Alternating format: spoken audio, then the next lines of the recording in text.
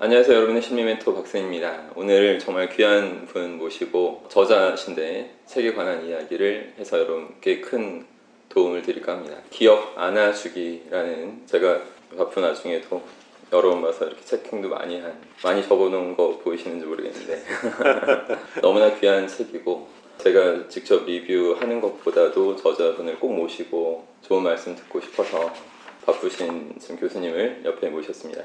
최연호 교수님이시고요. 서울의대 졸업하시고 지금 소아청소년과 삼성서울병원에서 연구를 계속 하시면서 활동을 하고 계시는 아주 멋지신 교수님이십니다. 교수님이 직접 좀 소개를 해주시면. 네. 저는 이제 소아과 의사입니다. 이제 소아과 의사 중에서도 장, 또 영양 이런 쪽을 맡고 있고요. 대표적인 제가 보는 질환이 크론병이라고 아시는지 모르겠어요. 윤종신 씨 앓고 계셨던 수술도 할 수 있던 그런 병들을 제가 보고 있고, 의과대학에서도 교수로 있는데 현재는 의대 학장직을 맡고 있습니다. 이런저런 학생도 가르치고 환자도 보고 또 그러다 이런 관심이 생겨서 책도 쓰게 되고 좋은 경험을 많이 했습니다. 정말 바쁘실 텐데 이렇게 책을 또 쓰실 시간을 내신 게 참 대단하신 것 같습니다. 감사합니다. 와주셔서 너무 감사하고요. 제가 이 책을 좀 추천드리는 어떤 대상을 꼭 집어보면, 자신의 자녀들을 더 행복하게 성장시키고 싶으신 부모님이라면 꼭 보셨으면 좋겠고요. 자신의 어떤 힘든 기억을 극복하고 더 멋진 삶을 만들어내고, 그렇기 위해서 좀 갖춰야 되는 감정 상태, 이런 걸 추스릴 수 있는데 큰 도움이 될 책입니다. 또 사회적으로 타인들한테 큰 힘을, 영향력을 갖고 계신 분들, 그래서 좀 본의 아니게 뭘 잘 모르면 상대에게 상처를 줄 수 있고 감정적으로 힘들게 만들 수 있는 그런 위치에 계신 분들도 꼭 필독하시면 좋고요. 나와 타인을 진심으로 이해하고 싶은 모든 사람들이 읽으면 좋을 책입니다. 교수님한테 제가 읽으면서 궁금했던 부분, 여러분이 꼭 더 깊게 아시면 좋을 부분들, 그런 부분 제가 좀 질문 드릴게요. 일단 25년 넘게 진료해 오셨는데, 아이들의 고통이 질병이 아니라 그 아이들이 갖고 있는 과거 경험에서 비롯된 것이다, 이런 걸 굉장히 많이 구구절절 느끼셨다고 했는데, 그런 부분에 대한 설명하고 좀 구체적인 예를 좀 들어주십시오. 사실 그 얘기를 끝내기 전에 먼저 저를 초대해 주셔서 너무 감사드리고요. 제일 놀란 거는 박사님이 마인드 코칭의 이 팔로워라 그러죠. 이 팔로워들이 제 예상을 뛰어넘을 정도로 참 많이 계시구나. 그 얼마나 좋은 이게 프로그램이 되는가를 제가 느꼈고, 또 하나는 이 박사님 대표님이 저랑 비슷한 생각을 하고 있더라고요.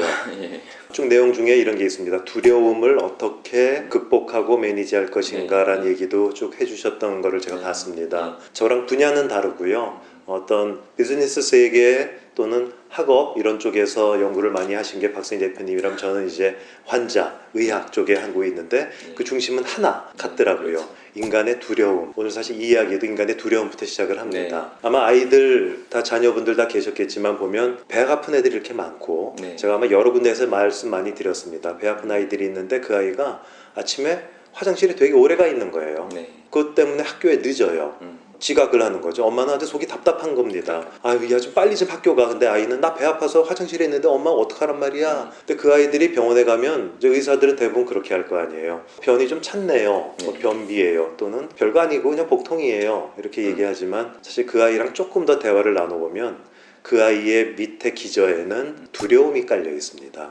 그 두려움은 다 자기의 과거 기억이에요. 예를 들어 학교에서 예전에 대변을 참다가 실수한 경험이 있다든가, 화장실에 중간에 수업 중에 갈 수 있잖아요. 그런데 아이들이 그걸 놀렸다든가, 그런 게 그 아이한테는 상당한 마음의 상처로 남습니다. 나쁜 기억이 되는 거죠. 그래서 이 작은 아주 나쁜 기억 때문에 이 아이는 다음에 똑같은 일을 반복하지 않으려고 그걸 어떻게 해서든지 피해보려는 그런 행동을 취하게 될 때, 그때 내 몸이 아파지는 이런 신체화 증상이라 그러는데, 그런 것들이 자주 나타납니다. 복통, 구토, 설사 이런 것들이 나타나서요.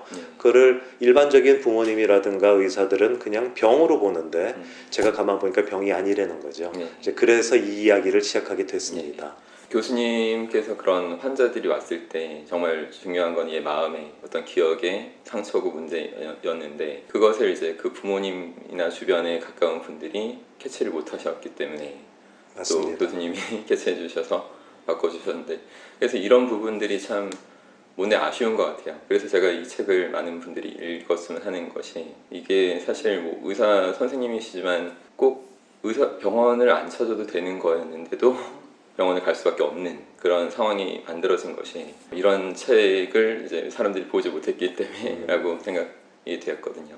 결국은 이게 심리학적인 내용이 많이 들어가 있을 것 같은데요. 네. 사실 비즈니스도 그렇고 뭐 세상 모든 살아가는 일의 가장 기본은 인간관계지 않습니까? 맞습니다. 부모와 자식 관계, 동료 관계, 위와 아래 관계 이런 거에서 인간관계는 그 상대방의 마음을 읽지 못하면 결국은 어그러지게 돼 있기 때문에 제가 아마 그쪽을 얘기한 것 같습니다. 이 책을 좀 보면 뇌의 과학에 대해서 많은 부분을 쓰셨는데 어떤 사람들은 좀 어려워할 수도 있는 그런 부분이라고는 생각돼요. 하지만 꼭 알아야 되는 부분이라고 저는 느꼈거든요. 그래서 뇌과학에 대해서 어느 정도 지식을 갖고 있는 것이 일상생활에서 아주 잘 기능하기 위한 정도라고 보시는지. 제가 이제 이 책에 좀 쉽게 쓰려고 노력은 했는데 사실 우리 일반인들이 알 정도의 뇌과학 지식은 이것만 가지면 될 것 같습니다. 인간이 왜 가장 다른 동물보다 뛰어나냐면 전전두엽이라는 부분을 갖고 있기 때문이죠. 이 전전두엽이 나의 충동을 억제도 하고 생각을 해서 계획을 세우고 결정하고 판단하고 인간만 갖고 있는 기능이지 않습니까? 근데 이거를 위해서 조종하는 이상 감성적인 부분이 인간한테 발달이 되어 있는 게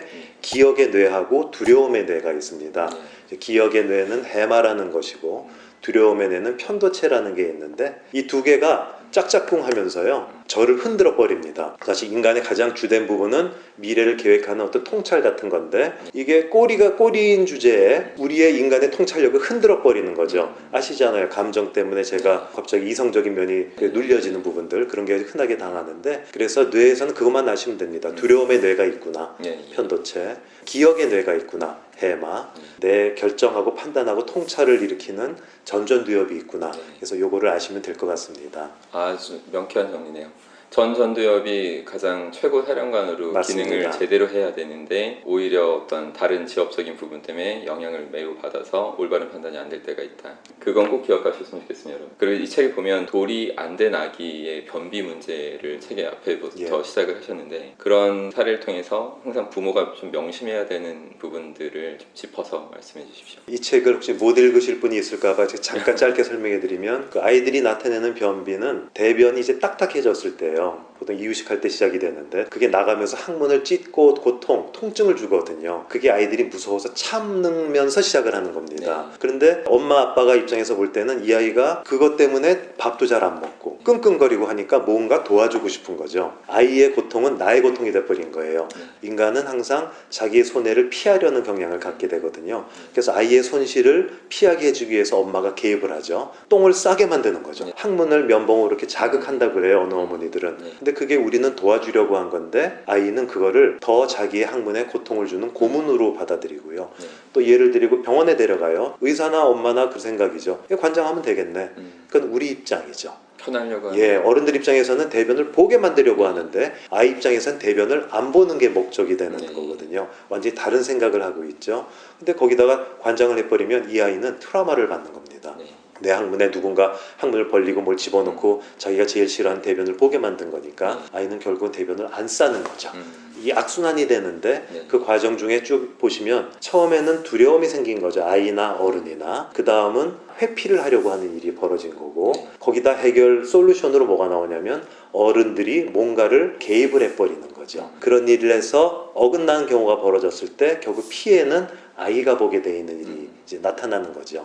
그러니까 어른들이 더 현명해지는 습계는 방법이 없는 것 같습니다. 이게 되게 알기는 어려울 것 같아요. 우리 박 대표님도 아시겠지만 그거 알면 벌써 다 성공했게요. 그렇죠. 그래서 이런 어떤 지식 정보를 올바르게 전달을 받으시면 이제 다시 그런 실수 안 하면 되니까요. 편도체를 둔감하게 만들 수 있는 게 톡소포자층이라는 걸 저는 책에서 거의 뭐 처음 본 것 같기도 해요. 그런데 세계 인구의 3분의 1이 감염돼 있는 걸로 추정이 된다라고 하셨거든요. 도대체 이게 인간 행동 변화를 어떻게 일으키고 저도 이게 있는지 궁금하더라고요. 그 톡소포자층이라고 있습니다. 포자층이라는 어떤 톡소플라즈마라는 균이 있는데 이 균이 고양이를 키울 때 주로 나타나고요. 사실 고양이 키우는 분들한테 제가 죄송한 얘기지만 이 고양이 키울 때 기생충처럼 감염이 됩니다. 처음엔 장으로 감염됐다가 이게 뇌로 올라가서요. 편도체 주위 조직을 약간 망가뜨립니다. 편도체가 아까 제가 뭐라 그랬습니까? 두려움을 관장하는 뇌라 그랬잖아요. 그래서 두려움이 있으면 우리 뇌가 나에게 야 위험해 하고 사인을 주는데 그 길을 막아버리는 일이 톡소플라즈마라는 균 때문에 생기기 때문에 네. 그렇다면 두려움이 사라지게 되는 거예요. 톰과 제리 아시죠? 고양이와 쥐가 있는데 쥐가 아주 고양이를 골려 먹잖아요. 특이하게 쥐가 톡소플라즈마에 감염이 되면 고양이를 안 무서워합니다. 이제 논문이 많이 나오고 있는데요. 과속을 통해 갖고 교통사고가 났으면 예. 예를 들어서 사망을 했다고 쳤을 때 네. 부검을 해보면요. 상당히 많은 퍼센트에서 이 뇌에 톡소플라즈마가 발견이 된다는 겁니다. 과속을 왜 하겠습니까? 두려움이 사라진 거죠. 고양이한테 대드는 쥐라 뭐 상상이 좀 안 되는데요. 어쨌든 재밌었습니다. 이 책에 보면 굉장히 멋있는 그 인용들이 많이 나와요. 기억의 목적은 미래를 시뮬레이션하는 것이다. 이런 식으로 어떤 생각하는 부분에 대해서 저는 이해를 하는데 어떤 식의 어떤 의도로 써 놓으신 건지를 좀 설명 좀 부탁드리겠습니다. 저도 그 성균관대학교에서 만든 테드 같은 이제 그런 프로그램에서 하나 얘기했었는데 제목이 이거였습니다.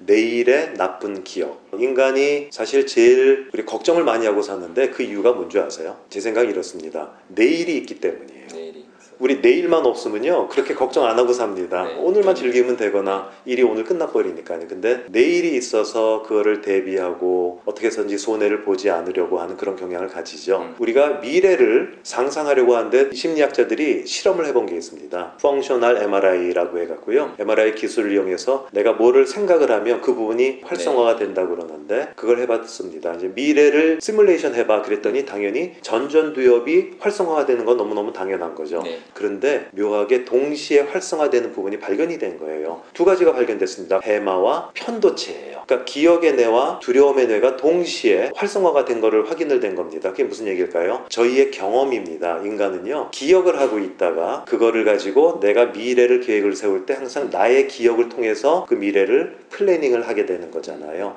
그래서 내가 나쁜 기억만 많은 사람이면 그 미래가 밝을 수가 없는 거죠. 제가 좋은 기억이 많은 사람이라면 그 미래를 밝게 그릴 수가 있는 기저가 그래서 나온다는 걸 제가 말씀드린 겁니다. 그러니까 학습된 무기력증 같은 것에서 벗어나려면 자꾸 좋은 기억들을 조그마한 기억들이라도 여러 개 만들어야지 또 미래에도 밝게 생각할 수 있다. 이런 네, 맞습니다. 뇌 가소성에 대해서는 항상 저도 명심을 하고 살아가는 사람입니다. 코로나 시대 때문에 제가 바뀐 게 있다면 운동을 시작했고 운동을 거의 하루도 안 빼놓고 이렇게 합니다. 그래서 뇌 가소성에 대해서는 충분히 저는 인지한다고 생각하지만 또 교수님께서도 어떤 생각과 활용을 또 하시는지 개인적으로 궁금하고 그 박 대표님이 얘기하신 그 운동을 하면서 사람이 바뀌었다는 게 바로 뇌 가소성 맞습니다.